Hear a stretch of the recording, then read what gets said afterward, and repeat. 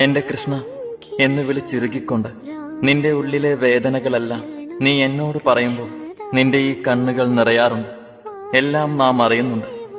മറ്റാരോടും പറയാതെ, ആരെയും അറിയിക്കാതെ നീ ഉള്ളിൽ കൊണ്ടു നടക്കുന്ന നിന്റെ സങ്കടങ്ങളെല്ലാം നീ പറഞ്ഞും പറയാതെയും അറിയുന്ന എന്റെ മുന്നിലായതിനാലാവാം നീ പോലും അറിയാതെ നിന്റെ കണ്ണുകൾ എനിക്ക് മുന്നിൽ നിറയുന്നത്.